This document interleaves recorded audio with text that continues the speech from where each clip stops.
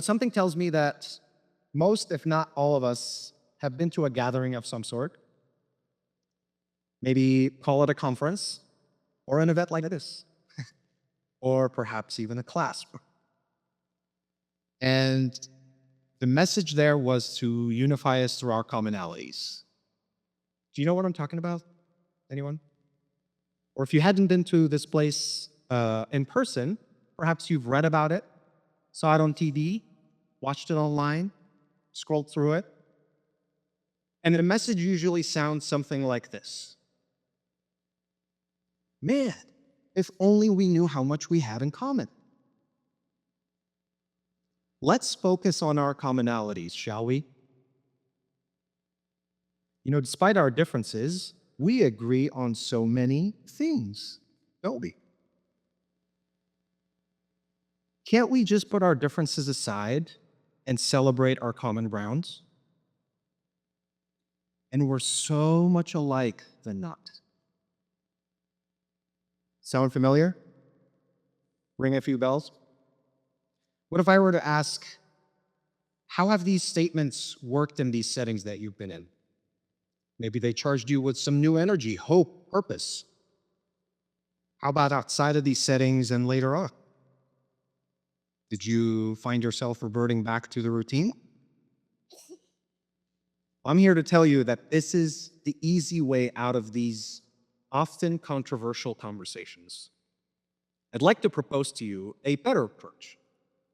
It's not necessarily an easier or the most comfortable approach, but I assure you, it's a more effective approach in my personal experience and opinion. Dare I say, it's the only approach that can save us. In the previous commonality statements that I mentioned, it bothers me that we shy away from our differences. Makes me wonder why.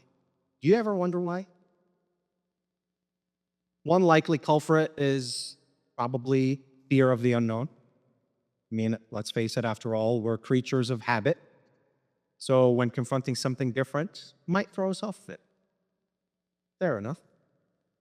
Another reason might be the discomfort level of unfamiliarity with something that may make it all a bit nerve-wracking. What else? Perhaps it's the simple nature of the human race being drawn to want to belong to a clan of some sort. Or maybe it's just a way for us to bond over things that we can talk about. For instance, I could probably talk for days to another fellow cat parent or a fan of football. Mind you, not American football. Talk about differences.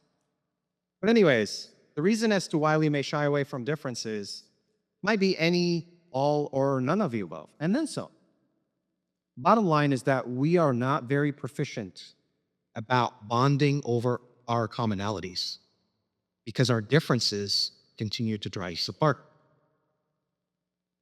It's interesting, and you probably know this, the US is often referred to as a salad bowl in which there are many groups of people that each can stand on their own, but mesh well together as well.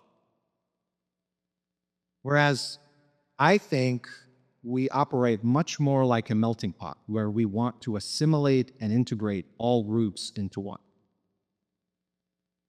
The issue with clan thinking is that you could quickly end up being in a cult-like behavior, be subject to discrimination if and when you're a part of a disadvantaged group, or be despised as a member of an elite group.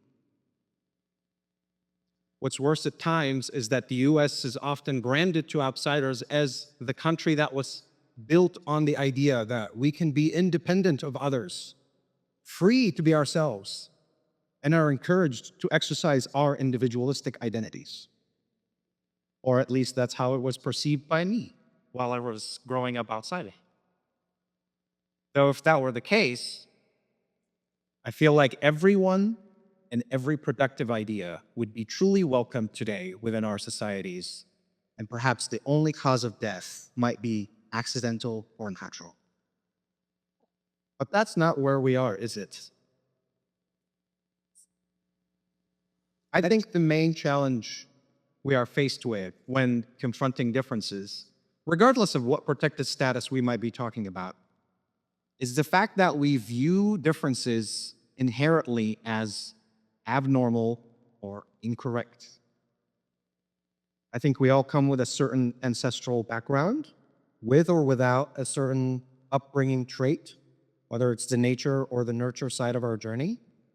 But in the end, we may clash with others when we see, hear, or experience something differently. And this becomes evidently clear in homogeneous environments.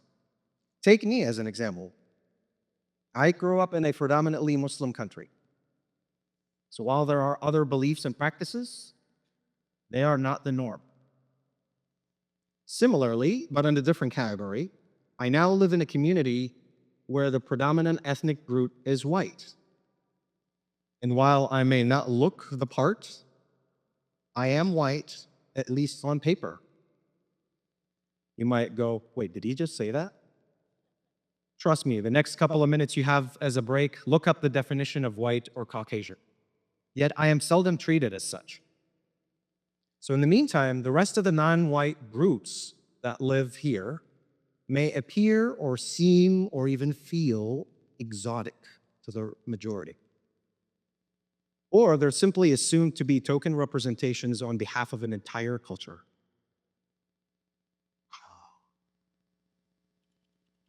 We have a lot of work, don't we? Instead, allow me to invite you to notice our differences based on the following 3 observations. Observation number 1. Being different and seeing differences is a strength, because being different makes us adaptable and holistic when readying for a challenge. Seeing differences in another person's point of view or experience brings value into one's own point of view. Not to mention, differences discourage us from making assumptions, which is normally where lines are drawn that generate right versus wrong or normal versus strange. Observation number 2. Being different or seeing differences is not scary. You know, often fear of the unrecognizable drives the opposition to differences and fuels the ammunition of commonalities. It's as if we don't know we're all human and we all have to share this blue orb that's floating in nothingness. Okay, relax. I get it's not nothingness, but you know what I mean. In terms of a livable environment for our species, this is what we've got from that. So when we dub a certain likeness or group of people as alien, weirdos, or radicals, we normalize dehumanizing, which then makes it harder to relate to them, which also paves the path to ignoring, outcasting, or even neutralizing. You know, what's true to someone is objective, but the truth is absolute and universal. So one culture or group of people might line up for something, while another might cluster. Both are factual, both are happening, but what's true to you and what's true to someone else does not make it the absolute truth. Observation number 3. Differences build resilience. Being different and seeing differences allow us to experience life organically, rather than being lumped into token representations on behalf of an entire group. It also prepares us to overcome blind spots that make us well-equipped for unanticipated situations. In other words, it makes for a well-rounded team no matter the circumstances. So at this point, if you're still with me, you might find yourself asking, well, how do we get out of this situation? Well, that's why we're here, isn't it? So what if I told you that I have a 3-step process that will help you notice our differences intentionally? And the best part about it is that for many of you, this may come as a no-brainer, or might even be taken for granted. For some of us who have come from other places, it might have been just as disorienting the first time you experienced this, or it might have been just a delight of a treat. What is he talking about, you might ask? I'm talking about the nod that you might receive or experience as you pass someone else. You know, a complete stranger walks past you on the sidewalk and they may nod at you, nod and smile, or nod and say hello. So small, yet so mighty of a gesture, as if they're saying, I see you. In rural settings, you might experience it behind the steering wheel as the 1 to 2 finger raise. Very subtle, so subtle you might miss it. Yet it functions as a greeting gesture. What I love about this and find wholesome about both of those examples is that it doesn't matter who you are, or where you come from, or what you look like, or what you sound like, or how tall or short you are, or how thin or big-boned you are, or what fashionable statement you're sporting that day. It's always reciprocal. So the framework for us to exist in a non-judgmental way is here. What if we harness that same technique to embrace the differences that we all possess? So the next time you find yourself thinking, well, that fella smelled odd, or, oh my God, her hair looks so dumb, or, I wonder where they're from. I want you to ask yourself this: why is that important? How is that relevant? What makes me ask that question or make that statement? Better yet, here's my assignment for you. Let's all intentionally and curiously notice our differences following in the next 3 actions. Action number 1, notice. And by that I mean make a note of the difference. Become aware of it. Be curious about it. And don't make a comment just yet.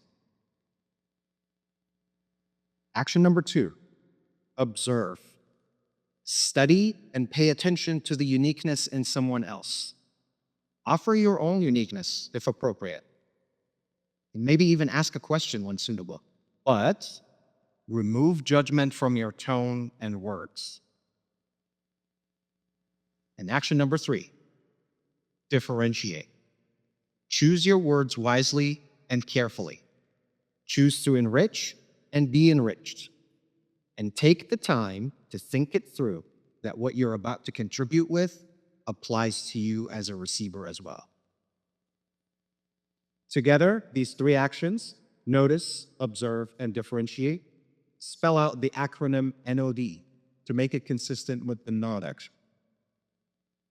If we exercise this, we will normalize accepting, acknowledging, appreciating, celebrating, embracing, respecting, welcoming, and noticing our differences, rather than dismissing them and looking for compromises through commonalities, similarities, and shared values.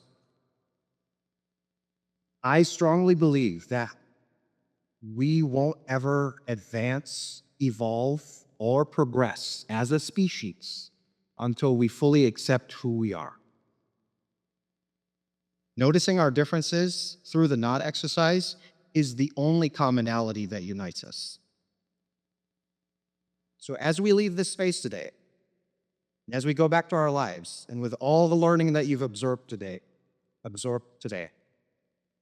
I want you to think of the hidden potential that we can all uncover as human beings when we prioritize differences over commonalities. شكرا لكم جميعا على الاستماع.